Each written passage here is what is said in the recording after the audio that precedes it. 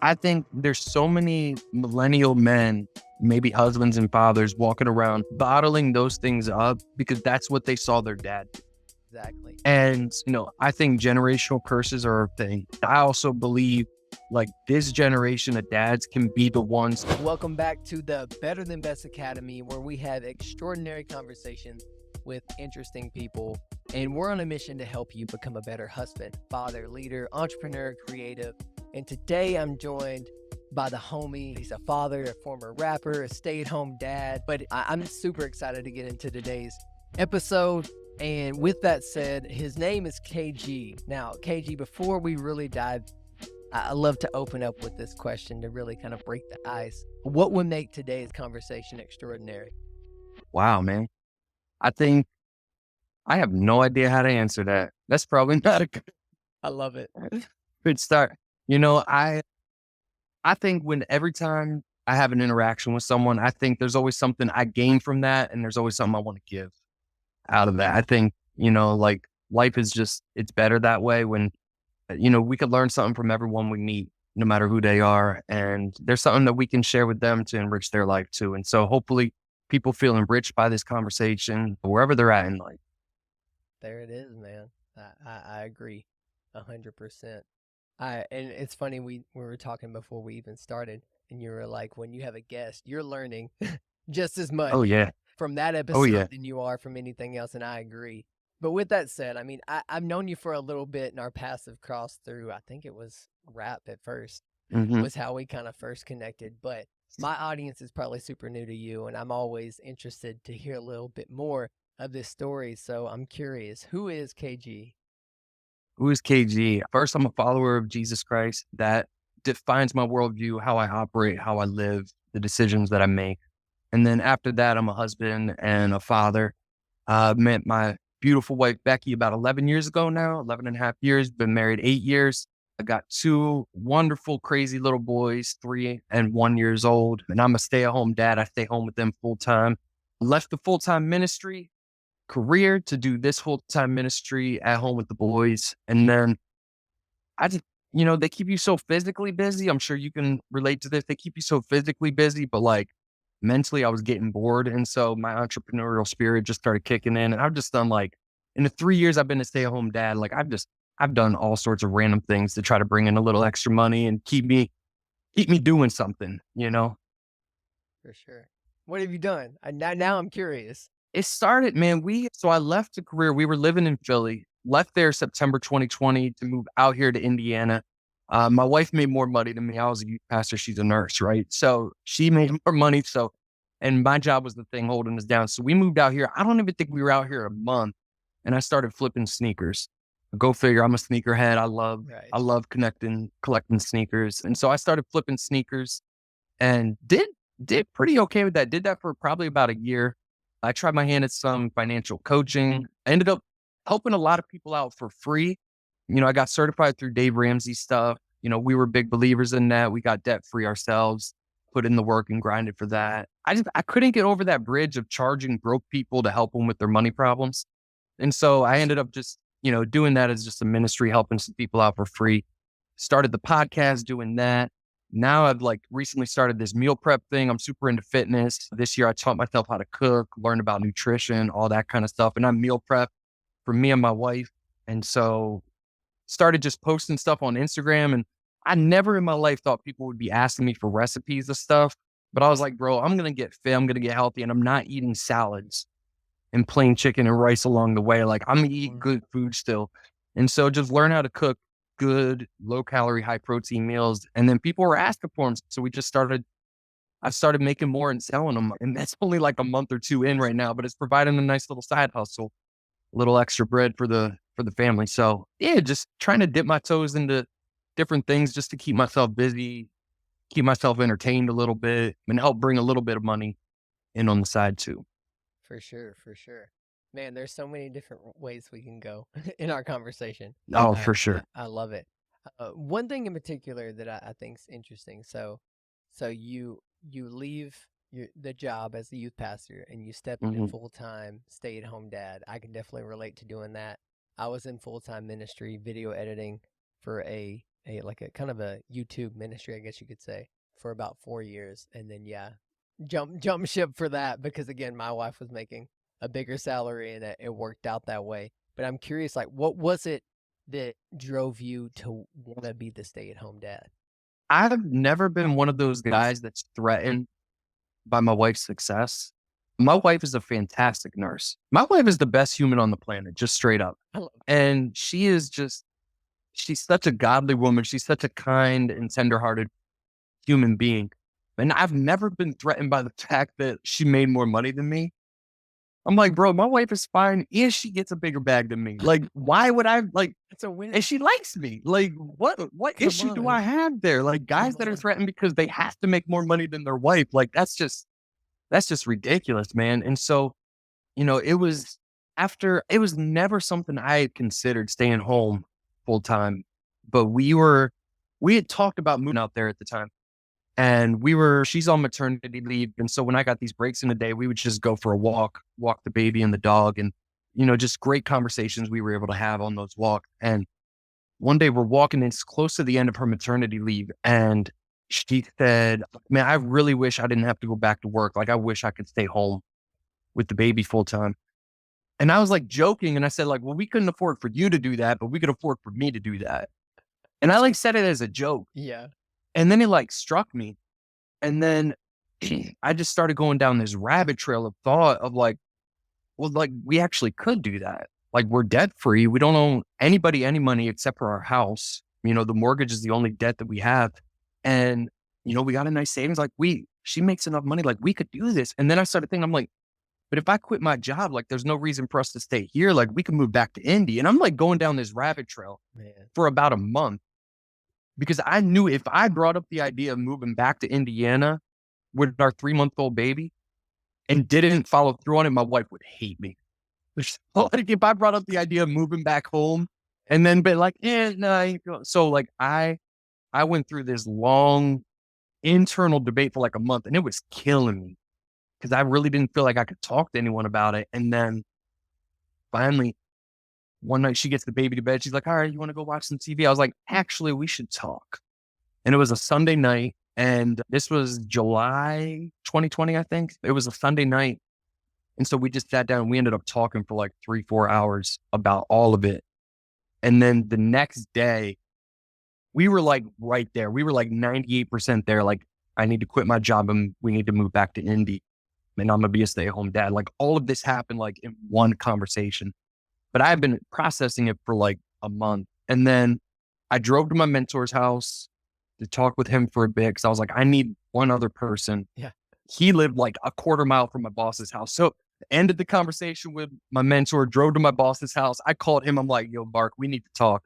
He's like, all right, well, like, when can you want to talk now on the phone? Like, when do you want to meet? I was like, actually, I'm sitting outside your house right now. Like, can we sit on your deck and chop it up? And so, I resigned right there on the spot. So like less than 24 hours after talking to my wife about it, quit my job. And then 2 months later, we were sold the house and we're moving out to Indy. And so it wasn't something that I expected to do or ever planned to do, but it was just something where it's like, hey, once we really started thinking about it, like you factor in the cost of daycare and all that other stuff, but it was like, man, we really value having a parent home full time with our boys.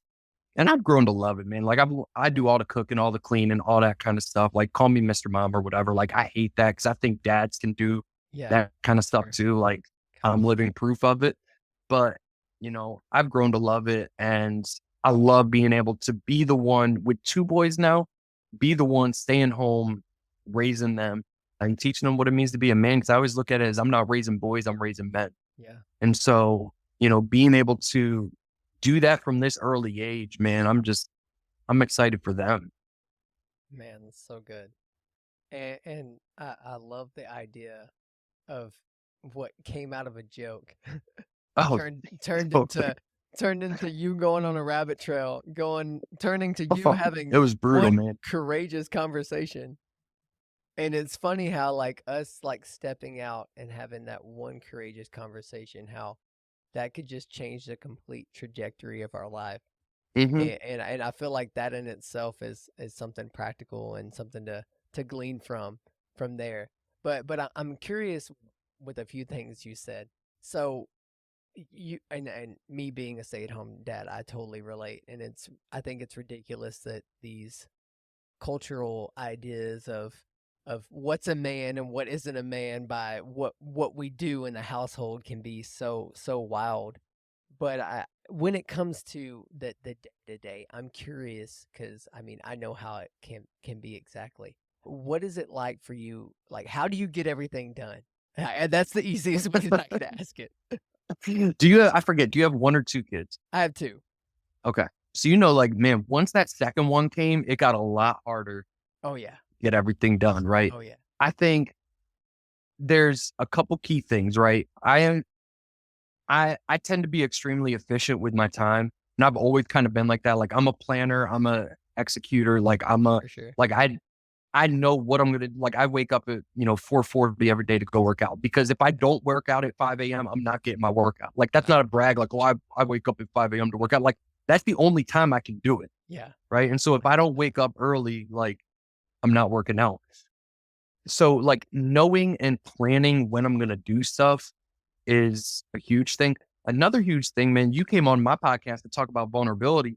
A part of that is being vulnerable and asking my wife for help sometimes. Oh, that's so good. Like, and that is so hard for me to do. Yeah. Like, I have such a difficult time asking for help because I'm like, I can do it all.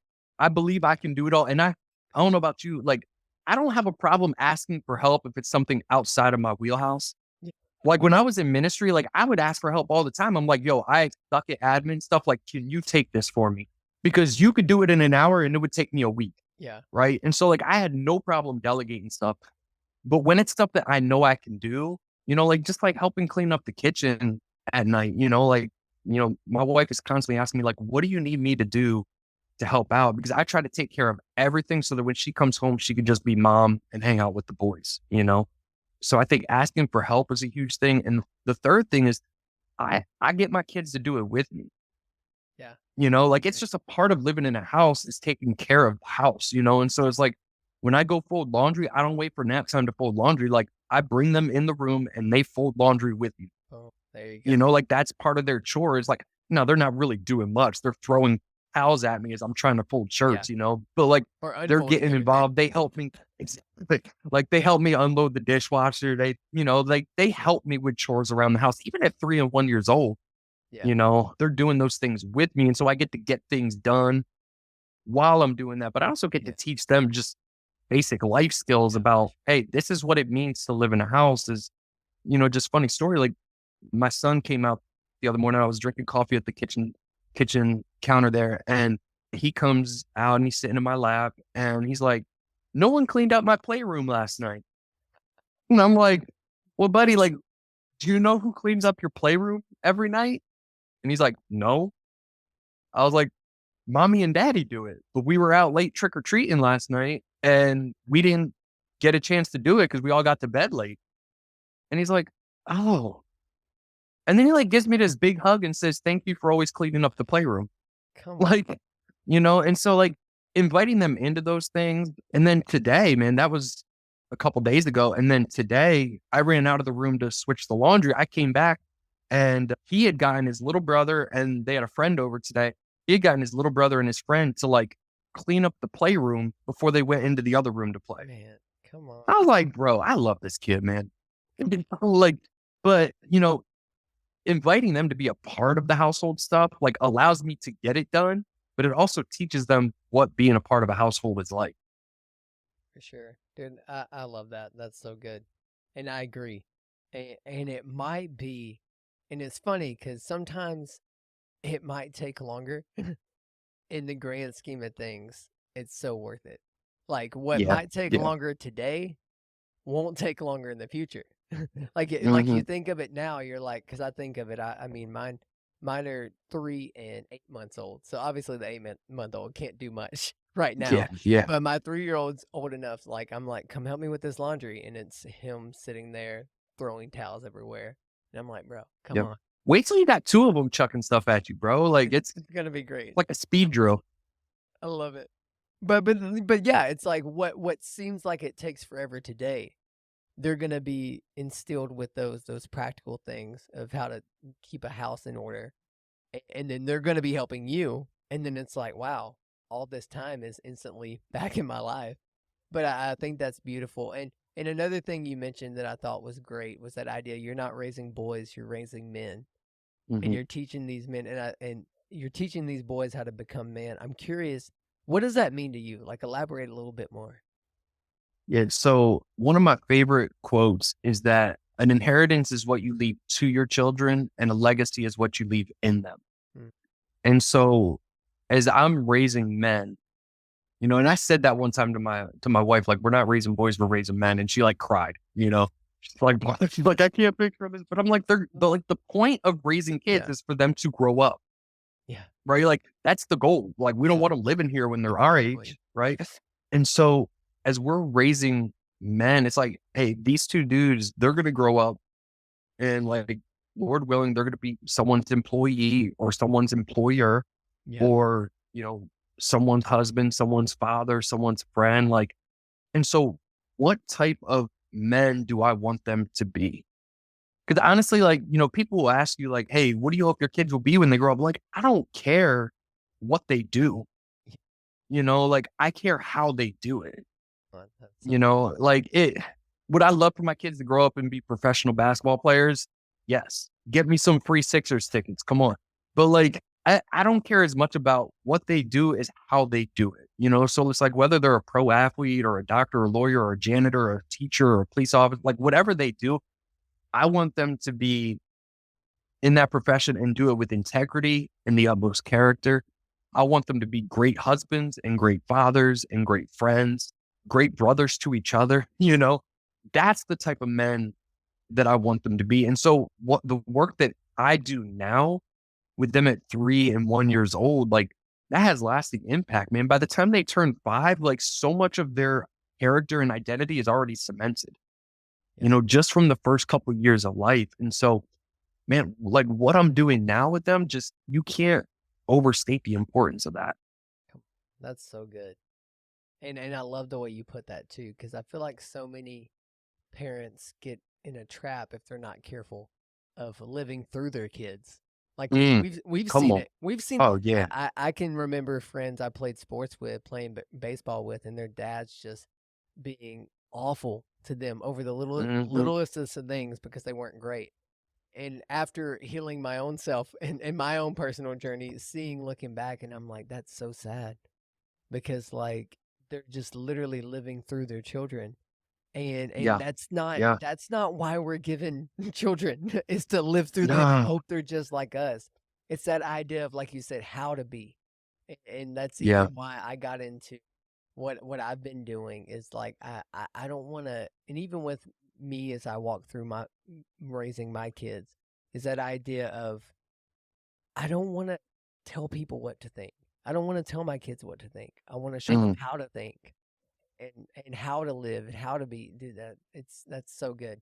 Man, I'm curious. So I believe our life, like no season is wasted in our life. mm, mhm. And I'm curious because like you like me, you were a former rapper and you were in full-time ministry. I'm curious what lessons or skills that you developed in rap and full-time ministry. What are those skills that you feel like you're using now where you're at as a dad, as an entrepreneur?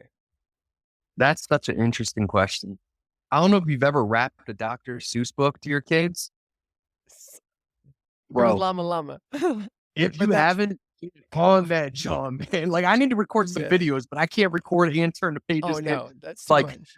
but that is a lot of fun. But like on a serious note, I think like I started rapping at 19.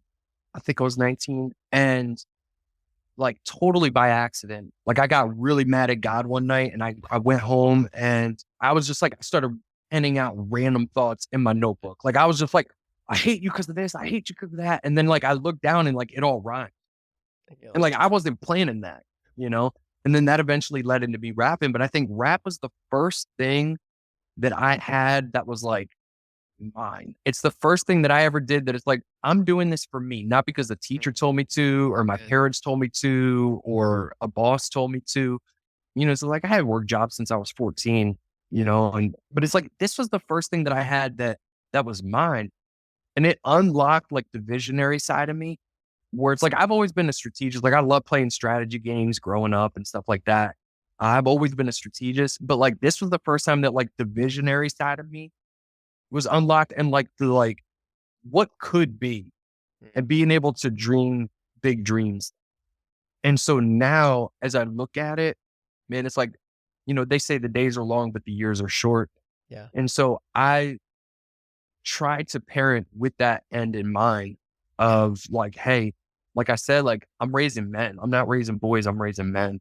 So what type of men do I want them to be 20 years from now, 30 years from now, 40 years from now? And what can I do today to influence that man in the future? And so that season of rapping bled into the seasons of ministry where it's like, hey, one of my greatest strengths in leading a ministry was my vision, being able to have a vision for that ministry. And so, that started like the rap is the first time that I owned something that I could develop a vision for. And that's just kind of bled into every area of life now that it's hard for me to do something without, and they say, it says in the Bible, like, without a vision, the people perish. And so, Yeah. that's like for my family, like being able to have a vision for our family like that of, hey, what kind of men do we want to raise? Like that honestly started with me rapping, you know, 15 years ago or whatever it is now. Sure. Dude, and it's funny, I've never really thought of it like that. Cause yeah, me too. Rapping was that first thing that was my own.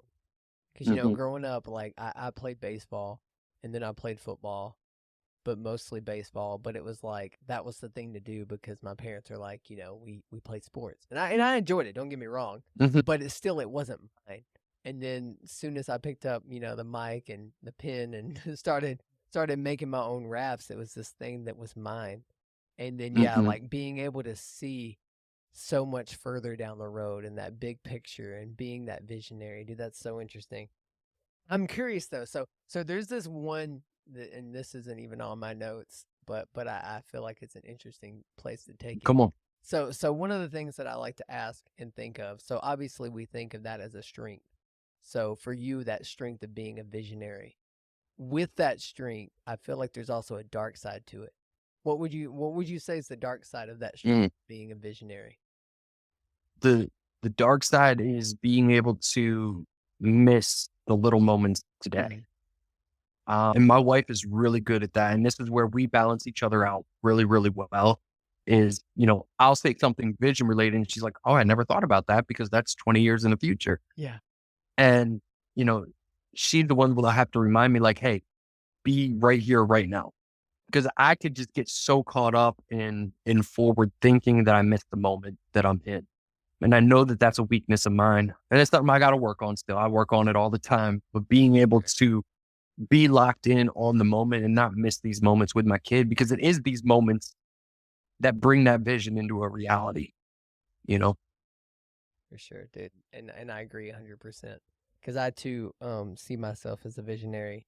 And dude, again, shout out to our wives. Like where would we be without our wives? I find myself saying that so much even in my Not half the man I am, man. I serious wouldn't be half the man I am today without her. seriously. Come on. For real. Take a moment for our wives. Shout out to them. Come on. But that's so good, man. I'm curious. So there's so many different questions I have for you. I actually added like 14 more since the ones I sent you. I don't know, I love questions and I love Oh, to stay that's great, man. curious and dive into things. But you touched on it a little bit earlier, and I feel like this would be an interesting place to potentially take the conversation. You mentioned legacy a little bit. What's the legacy you want to leave in this world? Yeah. A huge one is, man, I want to impact men to be great husbands and great fathers. I know I'm not a perfect husband. I know for sure I ain't a perfect father. Come on. The amount of times I lose my patience, lose my temper, I hate it. But, I do think I'm a good dad. I do think I'm a good husband. And I think the world is so hard on men And there's all these stereotypes around men of being lousy fathers, of being lousy husbands. And it's like, I feel like, you know, men are almost treated like the Homer Simpson, like Oh, 100%. treated as if we are Homer Simpson, right? And, and to be fair, not all parents of our generation, not all dads of our generation were like that, but like a lot of Right. boomer dads were like that. Oh, 100%. Like they came home from work, they threw down some beers, leaned back in the recliner and watched TV till it was time to go to bed, and mom did all the work. Yeah. Right. And there's so many stats now, and I don't know them exactly, so I'm not going to try to, but it's like For sure. millennial dads are spending so much more quality time with their kids than their father spent with them. And so, man, part of why I started my podcast, like the vision of my podcast is to help men win in marriage and parent.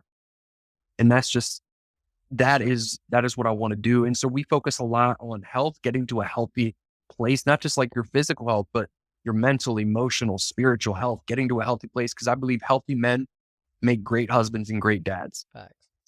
Man, if I can help more men win in marriage and win in parenting, and, spoiler, I think a way that we win at parenting is winning at marriage. Yeah. Right. And so I think the greatest thing you could do for your kids is to love your wife well. And so, man, if I can help men do that and leave that kind of imprint on the world, man, I'm gung ho. I'm crazy about my wife. And I think like that relationship with your spouse and relationship with your kids is the closest glimpse we get to God's love for us. Facts. And so I think like, man, God instituted these two specific types of relationship to give us just a tiny glimpse of his love for us. And so I think God cares about it a whole lot. And so, man, I want to help men win in those areas of marriage, of parenting. And so that's why we started Kicks and Minivans, honestly, is, like I kept hearing too many, it's like the locker room banter of like men complaining about their wives and stuff. Like I never felt like I could chime in on those conversations. Cause I'm like, I don't got anything to complain about. And my wife, when she's at work, it's like all the nurses complaining about their husband. And she's like, I don't feel like I can chime in on that. Like, what am I going to say? Like, oh yeah, he cooked dinner last night. Like we treat each other with so much respect. Yeah. And it's like, it's not complicated. Like, it's really not complicated. It's simple. It doesn't mean it's always easy. Simple does not equal easy. Yeah. Simple just means it's not complicated. It's like, there's not this magic formula to having this great marriage. Like, it's just serve each other, respect each other. Like, that's it, but it's so difficult for so many couples. And so, whatever I can do to help strengthen marriages, man, that would be a legacy I would love to leave in this world. I love that the more that we talk, the more I'm like, man, how are we the same person? Because that's literally my goal as well. And it's funny, I recently made a new landing page for my content, and that's basically what I said within the video that's on it. So I love that. It's so great to see someone else that's wanting to make that difference and just truly show that we're not a bunch of Homer Simpsons out here. Come on, man. And that mess makes me so fresh. But honestly, I look at it like this, and I heard I think it was a YouTuber that I'm really interested by, Myron Golden, and he was saying how it's this idea of from an early age we get programmed to believe certain things about certain things. He was using it in the example of wealth and building wealth and being entrepreneurs. If you look at all the movies that are made, the bad guys are rich. And I was like, that's crazy. I never thought of it like that. But and also, if you look at it, all the dads in so many movies are exactly how you described, Homer Simpsons. There's throwing back beers. They're not doing anything to really help or really build other men to be better men and leaders. And if they are, then it's almost frowned upon because there's the opposite. There's the extreme. Because there's a lot of entrepreneur and business owner dads, and they're just not present with their family. Yeah. And I see that gap, and I'm like, how can we bridge that? I want to pause the video here and ask you, are you feeling overwhelmed, stuck, lost in the toxic hustle culture, life's demands, can be crushing for Christian men in their prime years as fathers, husbands, leaders, entrepreneurs, or business owners. It's easy to lose sight of your own growth. I want to introduce to you the 6-week program, Redefining Manhood, Becoming Better Than Best. You can't see your life 360 degrees, 180 at best. You could have a kick me sign on your back, or spinach in your teeth, or your fly could be down, and you could not even realize it. I know these silly examples may make you laugh, but they drive home my point. You are much more effective when you have community, when you have a coach or a mentor, someone helping you see your full potential, guiding you and daring you to achieve the impossible. This is where my coaching comes in. Uncover the hidden barriers that have been holding you back. Shift from feeling stuck to rediscover your purpose, build lasting habits, and thrive in every area of your life. So act now, because limited spots are available. Reclaim your life. Now the next step is completely up to you. You can either continue to live the life of lesser and average, or you can follow your dreams and your purpose by clicking the link in the description and booking a free discovery call, and let's get started working today. Now back to today's video. Because I believe, especially in the way that we have technology that we do today, is it's a both and. Like, I feel like you can generate generational wealth for your family. You can have that entrepreneurial spirit and succeed at it, and succeed at your marriage. And I feel like a lot of people are missing that. And I think that's so interesting that you mentioned that as your legacy, because that gets me fired up, because I'm like, let's go make this difference. But Yeah. I'm curious, with that, and diving a little bit deeper into this thought of impact, of legacy and impact, how can you make a bigger impact on this world? How can you? Ooh, that is a loaded question, man. I think part of it, the long game is, you don't have more influence anywhere in the world like you do in your own home. Yeah. And so, it really does start at home, like, especially for the men listening, there's this statistic in the church, and I don't know, people listening are followers of Jesus or not, but there's this statistic in the church that's relevant whether you are or not. Yeah. That if a child comes to Christ, there's like a 6% chance the whole family will. If a mom comes to Christ, I think it's like a 13% chance the whole family will, right? So a little bit higher. If a dad comes to Christ, it's like a 94% chance, Man. right? So it's this astronomical difference, like from 6 to 13 to 90, It's crazy. right? And so whether you go to church or not is irrelevant to that. Like, that statistic alone shows the influence that a father has in his own household. And so you, as a man, as a husband, as a father, like, no matter what job you have, like, you could be the president of the United States. Like I'd still argue, like, your role as a husband, as a father, is still the most important role that you have in this world.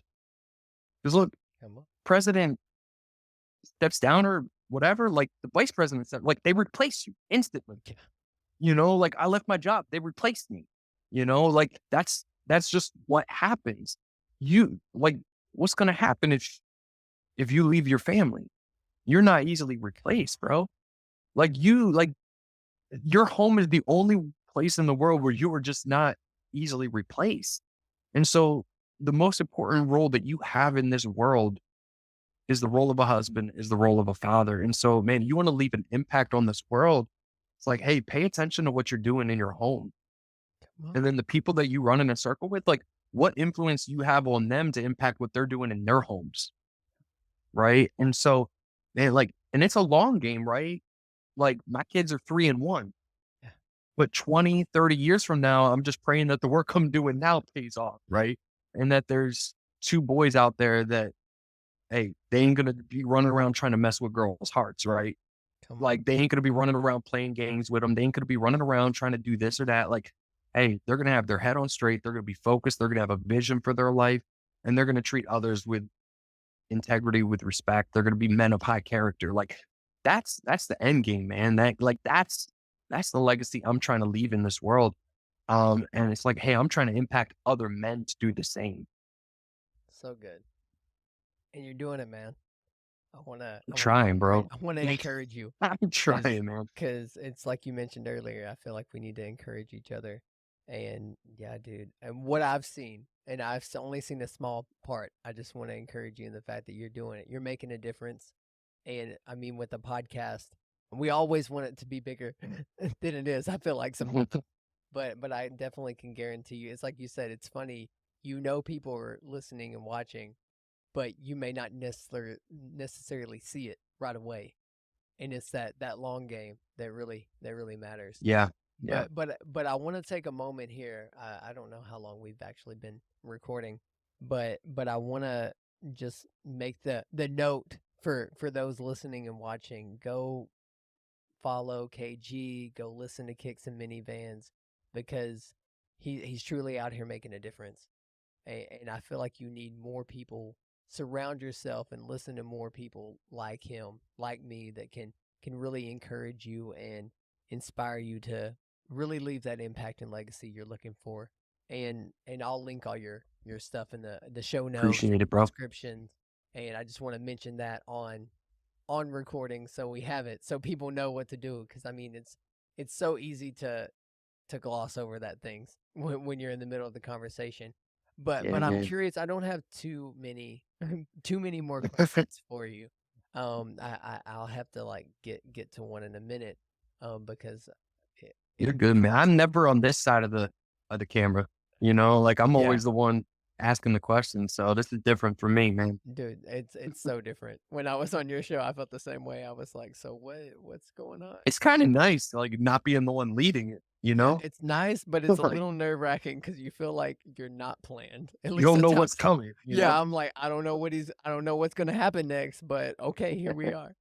But with that, I'm curious. I mean, we already had a whole conversation, which again, I'm gonna tell my audience, go listen to the conversation that we had on Kicks and Minivans because I Mm, feel like yep, we covered such great important topics. But with that said, do you have any questions for me? bro. I had a lot of questions for you when you came on the show, man. You did. I think you should ask me this one ahead of time so I can think of like the best one to ask. I mean, we talked so much about vulnerability when you We came did. on. And so, part of me wants to ask you about that. Part of me wants to tell your listeners, go listen to that episode to Yeah, hear about I say we do that. to We hear we about make them go that. listen. I'm gonna literally link that specific episode in the show It was notes. great, So man. That was such a rich it conversation. Just, was. because I don't think enough men view vulnerability as a strength, Oh no, they and don't. so I guess like, you know, I guess it doesn't hurt to ask that again. Like, how do we as right? I'll just say like vulnerability is a strength, not a weakness. Yeah. How do we as men shift that, make that mind shift though? Because that is so unnatural for us, right? Like how do you make that mind shift? Because that's something I still work on. Is like my wife is so patient with me on that.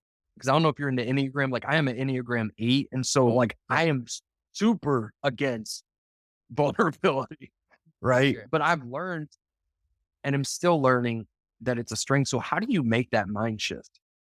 I love you mentioned Enneagram, and regardless of how people feel about it, I think in general, to touch on that first, I think personality tests are great because they help us learn more about ourselves. It's not an Mhm. excuse for our actions, but it's more so a guide and an explanation for things. And I'm a type 3 in the Okay. Enneagram, so I'm the performer. I like to say I'm the recovering over performer.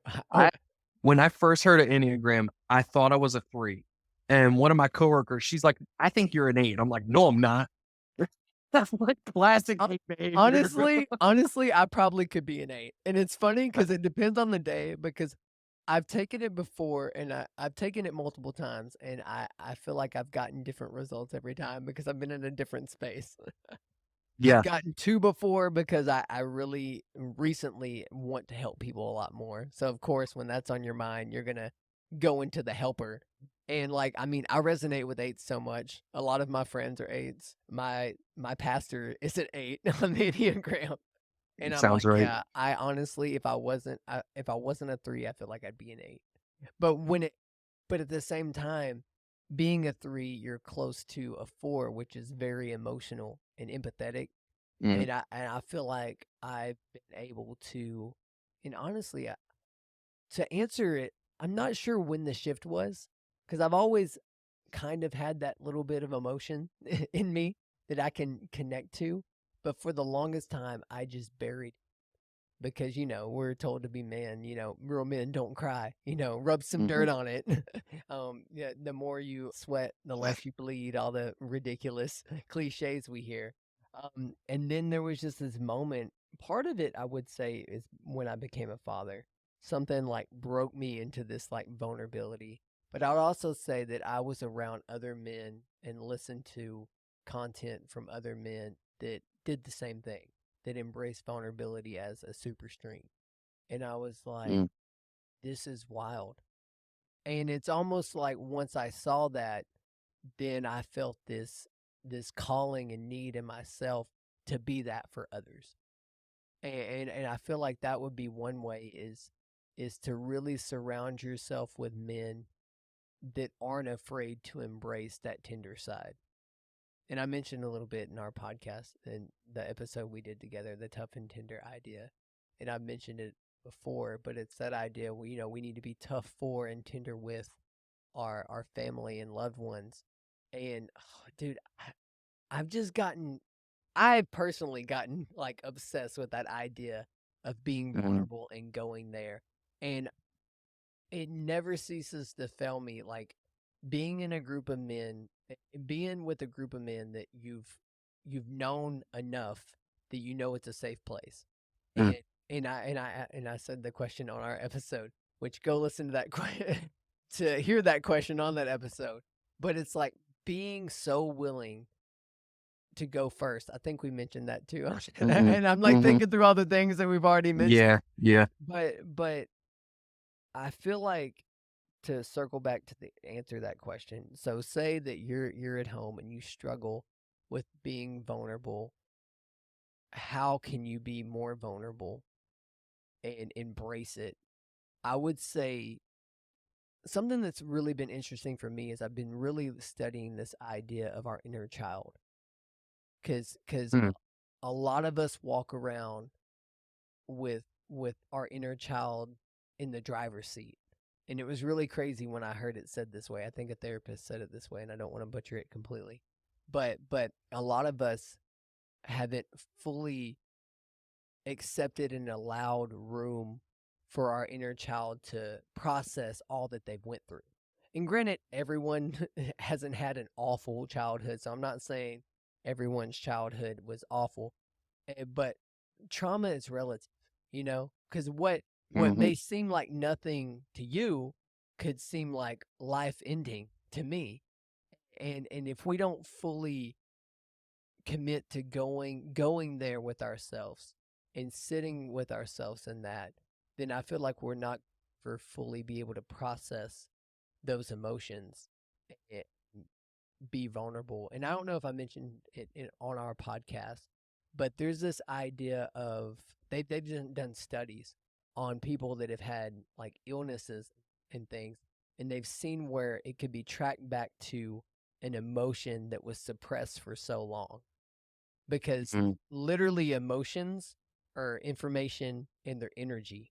And it sounds kind of woo woo, but I promise it's not like. But if you really think about it, when you have intense anger, you literally can feel that in your body. When you right. have intense sadness, you can feel that in your body. Now imagine bottling that up completely and not allowing that emotion or that situation to to be with it long enough that it's expressed and it's released. So you suppress it. And if we suppress those traumas, those emotions for so long, they will literally get into our nervous system and become illnesses or chronic pain. And for me, that just blows my mind that we could be, as men, we feel like we've got to be so tough and we can't value, we can't say anything about our emotions. What pain are we walking around with? What captivity are we living in? That if we were just man enough, believe it or not, strong enough to step into that vulnerability long enough to express the things that we've been through, to get it off of our chest, to let it go, what could be on the other side of it? And I think that that's how we have to reframe our mind, is we have to look at it as, what are we missing out on? Because ultimately we are missing out on a better life, being a better husband, being a better father. Because, I mean, like, if we sit there and we're not vulnerable and we're not emotionally and self-aware and having emotional intelligence, we're not going to be really able to be there for our wives and be there for our kids, because we're dealing with our own crap that we're not dealing with. And it's so interesting to me that yeah, man, I feel like we could talk on that topic for hours, literally. We already did on the mini podcast. Yeah, so, exactly. So, but we could, I mean, there's definitely follow-up conversations. And I think listening to you talk about that, man, like, I think there's so many, millennial men, maybe husbands and fathers walking around bottling those things up because that's what they saw their dad do. Exactly. And, I think generational curses are a thing. And I also believe, like, this generation of dads can be the ones to break those curses. It's like, I love hearing about, like, hey, this was the first member of our family to go to college. This was the first generation in our family to become a millionaire. This was the first generation to do this or that. Like, but I also would love to see more of, like, this is the first generation of a family to, like, deal with the trauma. Yeah. And not pass it down to their kids. Like, hey, let's deal with our junk now while our kids are 1 and 3 and get to a place of healing. So it's like, we can teach our kids it's okay to be in touch with your emotions, right? And that doesn't mean you're just going to go to school and be this overly sensitive, wimpy kid. Like, no, it means understanding your body, understanding yourself, and knowing how to respond to situations, and knowing who you are. Having your identity cemented because you have a great understanding of who you are. And then it's like, hey, bullies come to bully you. Like, it's all good because you can't change who I am because I already know who I am. Yeah. If we could do the work to undo those generational curses, man, like, what a better world we will create for our children. Come on. So they can, and it's like, I got into a debate with a friend of mine because I had posted something about, like, it's okay to apologize to your kids. And Fern was like, man, my kid ain't never getting an apology from me. And I was like, well, I would hate to be your kid. Seriously. Like, come on, really that? Like, I apologize to my kid every day.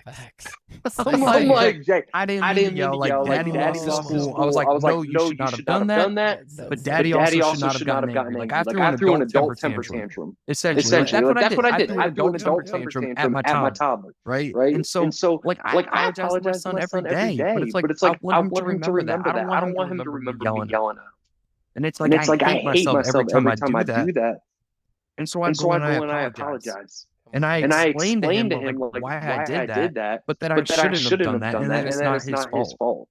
And I think, like, man, I'm just hoping one day that he will grow up to be more in touch with himself than I am currently. Come on. And so that he doesn't respond in anger. Like, anger ain't a sin, but the way that I respond to my anger is.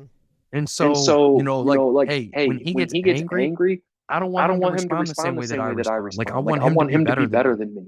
And so I need to be able to do the work now in myself, and so that he can see that as an example and hopefully do better than I do. Man, that's so good. And to me, that sounds like growth. Like you lashing out and then apologizing sounds like growth to me.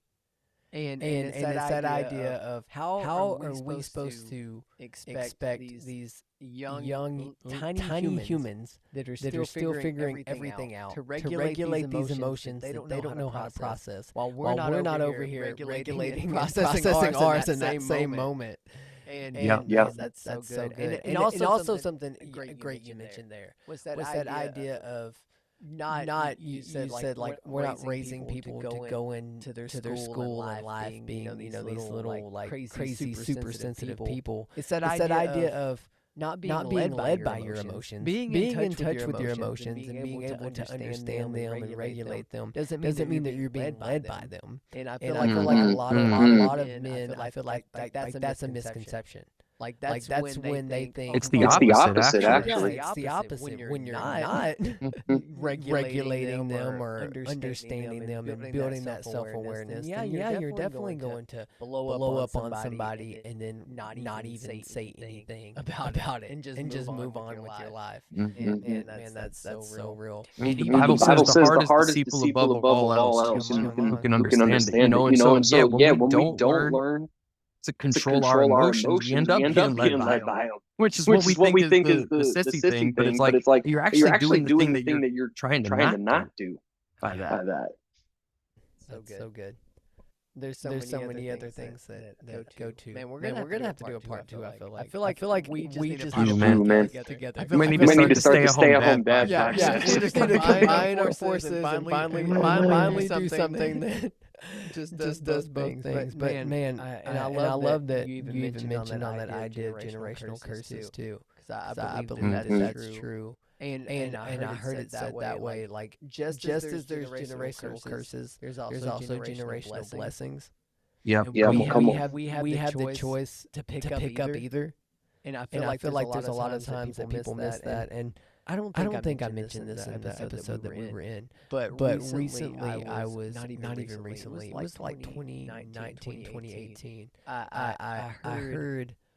I was in a circle. I was in a community group in my church, and I don't know where you stand on prophecy and things, but we were in a space, and there was prophetic words being spoken, and there was this, and I had this prophetic word spoken over me, and it was this idea of somewhere along my line, ministry in some avenue was a part of my lineage, and at some point it was put down.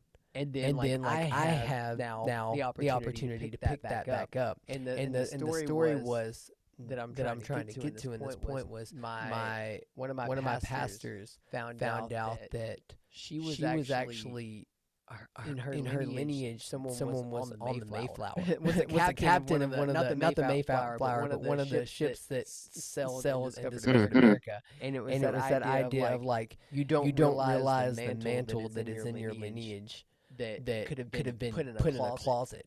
literally put in a closet, and then you've been sitting here on generations that decided to go a different way. It may have decided to pick up a curse. And I say all that to circle to that point of like, I agree. I feel like there's a shift in millennial dads and parents in general and families that we have that unique opportunity to be like, no, it stops here. Like the poverty mindset stops here. The negativity stops here. Come on, man. The men that were choosing to not embrace their vulnerability, not be there, be present. Because it's one thing to provide for your family, and it's important to provide from your family. But providing from your family is like the base level of what it is to be a father, to be a husband. It's like are you emotionally available for your kids and your wife? Like, are they getting the best you at the end of the day? And yeah, I'm not saying that it's easy. Like, it's a sacrifice. Of course, this is two guys that stay at home and give our all to our kids all day, pretty much. But even with that said, if I was working a full-time job, I would do everything in my being to come home and not be too tired to play with my kids. Like if my son wanted to go do something that was very physical or mentally demanding, I would find the strength to make it happen because that's what's important, and that's what they're going to value. And I think that's so important. Right. And it's so many so many studies show that it's it's not the quantity of time that you spend. There needs to be a certain amount of quantity, but it's like 10 minutes a day, a day. right? Right. But it's so not it's the not the quantity of time, it's the quality. For sure. And, hey, even if you are a full-time working dad, if you're an entrepreneur, maybe you're working 60, 80 hours a week, like, can you find those 10 minutes a day to connect with your kids? Like, leave your phone in the other room. Let the calls go to voicemail. Like, be alone with your kid one-on-one. Maybe it's before bed, maybe it's first thing in the morning, but like, give them part of your day, part of the best part of your day. Like, I know, like, at the end of the day, like, I'm so tired by the end of the night, man. Like, 'cause I wake up so early, like, I'm just drained chasing these toddlers around all day. But like, my 3-year-old's favorite thing to do right now is wrestle. Like, that is by far like his favorite thing. And so every night, like, he goes to bed at 7 o'clock. Every night around 6:30, 6:40, I'll just like, he'll be playing a game with his mama in the other room or something. I'll just go up in there and I'll just chuck a pillow at his head. And he knows that means it's game on, bro. And so like, he'll chase me, we wrestle on our bed. And so like, he chases me back there in 10 to 15 minutes, man. Like, we just go all in and we just have like this UFC wrestling cage match on our bed every night. And it's like, that is his favorite part of every single day. Like, it's not all the hours that we spend all day doing, whatever else. Like, it's those last 10 to 15 minutes where we're wrestling. Like, that's his favorite part of the day. And so, hey, even if you're working full-time, man, like, find a way to connect with your kid, doing something that they love, even if you're drained, even if you're tired, because those 10 to 15 minutes might just seem like 10 minutes, man, but they stack up. Because at the end of the week, that's an hour. That's a full hour that you spent intentional quality time with your kid. And it's like, that's enough to have an impact. That is enough to leave a legacy. Right? And obviously, like, hey, weekends, other times, like, bigger chunks of time. But like, man, on the day-to-day, if you can get that 10 to 15 minutes of quality time, even if you don't feel like you have the quantity, and that is enough to make a difference, to make an impact. Yeah. So good. And it goes back to that presence, being present and being fully there when you're with them. Because it's so easy. I mean, I'm guilty of it at times too. Be on my phone, and my son's probably said my name 20 times before I respond. Like, and you know it's bad when I've literally been busy working on something, and my son is physically set himself on my lap and gotten this close to my face. Yeah, come on, Dad, Daddy, and I'm like, okay, son. What do you want? He just wants to be there. He just wants me to acknowledge him. And at times it breaks me, man. Because I'm like, dude, I'm sorry. How long has it been? Like, I'm here now. Daddy's home. Yeah. And I think I even posted that recently on Twitter. It was that idea of. Oh yeah. I was literally on my laptop working on editing a podcast, and my son was watching some cartoons or something. And then I finished and closed my laptop, and my son came up to me and said, "Dad, home now?" And I was like, that broke me, man, because I was like, wow, I've been home, but I haven't been home. And how many times do we do that? In life, like how many times are we so focused on the next, so focused on the task that needs to get done, that we're missing the person right in front of us. And if there's anything that I could do or say to anyone, it's like, how can we show up better in the current moment that we're in? Everything else can wait.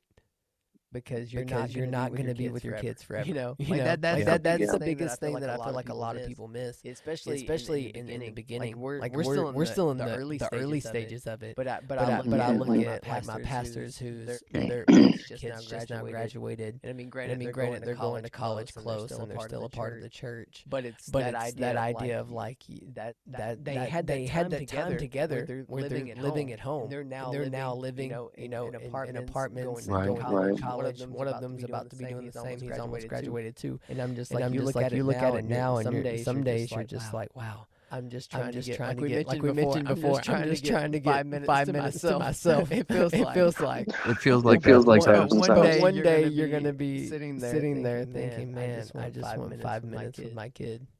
And Yeah. it's all that perspective. And I think oh yeah, go ahead. No, finish your thought. Finish your thought. And I was just gonna say yeah, and I think that that's it's beautiful to see that there's more people out there wanting to make that change.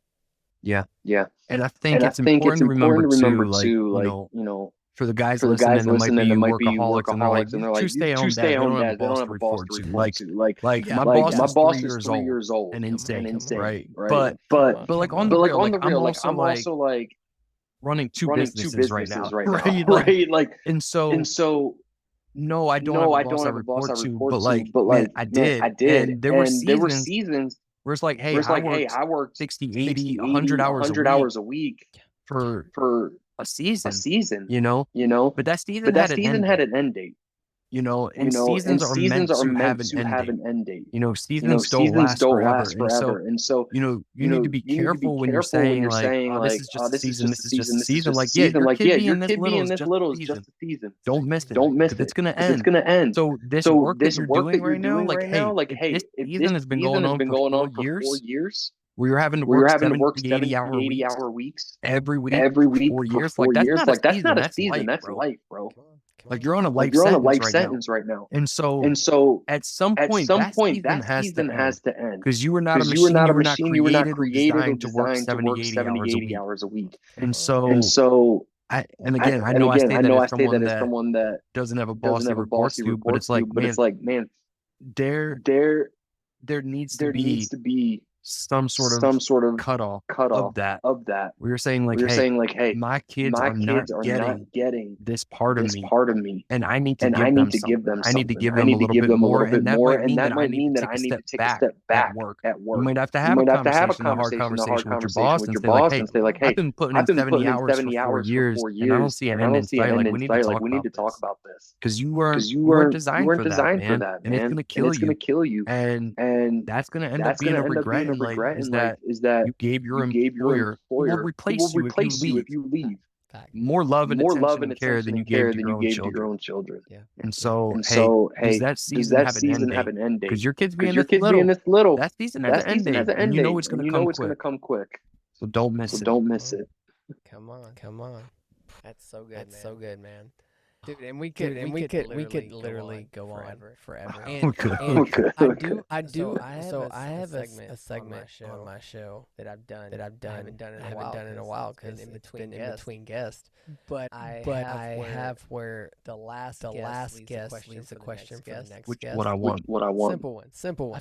I feel like it works. I mean, that can kind of pertain to any area. Like, it depends like what you want. Exactly. What do you want? I think that's the first question to ask. I mean, there's a lot of things I want, right? Not everything I want is what I need, though. Come on. And so that's a whole word.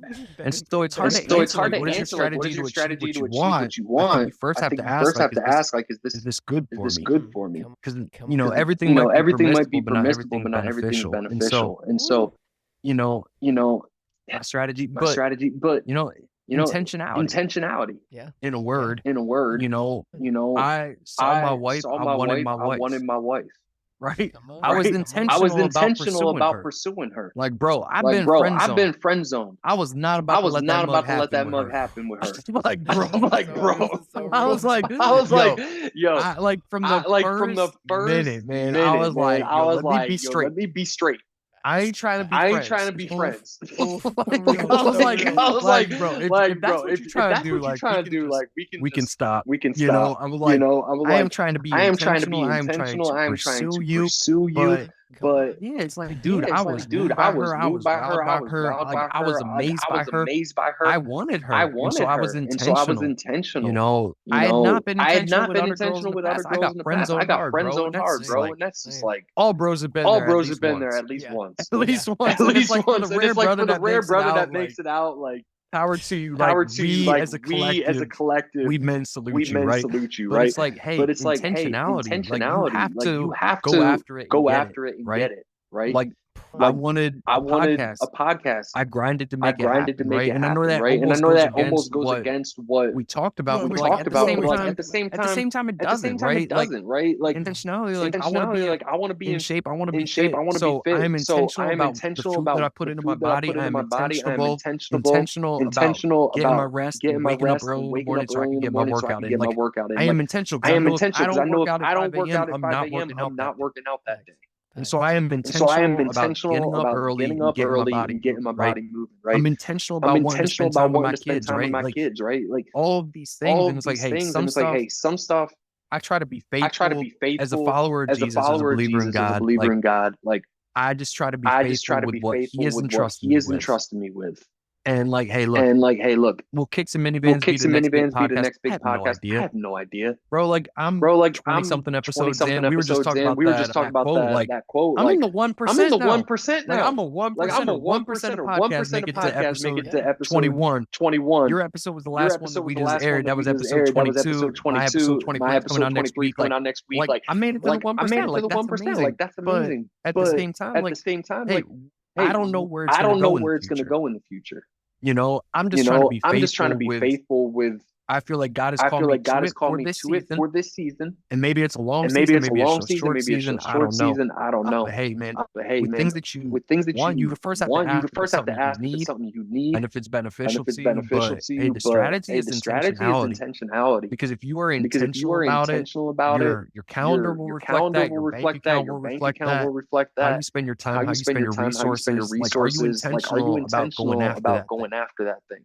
Because if you say like, hey, I Because if want you to be say like, fit, hey, I I want to want to be be in fit, I shape, want but to you're be in throwing down shape, but you're McDonald's throwing down every day, like, McDonald's every day, like, good luck, bro. good luck, bro. You know, you're You know, sleeping in, you're you're sleeping snoozing and in, you're not getting to snoozing the and not gym. getting to the gym. Like you're not being You're not intentional being about it. And intentional about so, it. And hey, so, if you hey, want if something, you you want have to something, you be have to be intentional about it. intentional about it. And that's such an answer. That's such an answer, and I have to piggyback off of it because Go. I agree. Go. I agree 100%. And I feel like it's that idea of you hang on to to the pain until you find something greater than it. And what I mean by that, is I love that you said And intention. I think it's funny. And I think it's funny that he asked the question the question strategy. And I think that before strategy, two other S's have to come in the order. And I think And I think there's story and there's state. because when we change our story, we change our life. But before we can change our story, we have to change our state. And I feel like state is also intention. because those intentions started up here. in your mindset. It started in your mindset.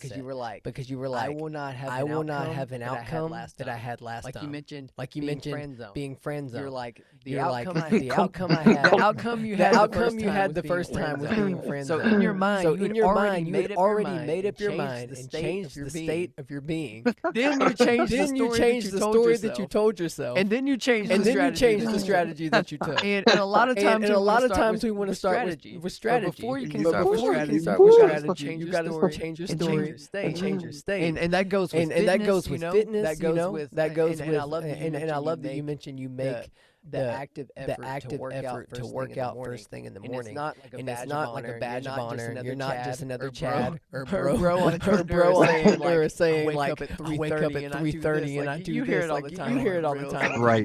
Right. But you legit do it because you know if you don't, it won't get done. And Right. I get that. And Right. I get that 100%. Because if you're and you've got a busy full and plate, you've got a full then plate, you then find you find the moments that you do have and you make the most of and them. it's It's like you even mentioned, it almost sounds counterintuitive of what we just of talked what about we just talked about when it comes rest to or being rest or being present with your family. But the same thing applies with that because Right. you're Right. intentional. When you're in intentional one area, then you're also intentional in other areas. And it's like you could either look at the hour you don't have, or you can look at the 10 minutes you do. Come on. A lot of people get fixated on the negative. They get fixated on the blank spaces instead of looking at the little bit that they do have. If they look at the little bit of whatever skill or thing that they need to have. And man, I could. I'm gonna stop Well, myself. Hey, here it is And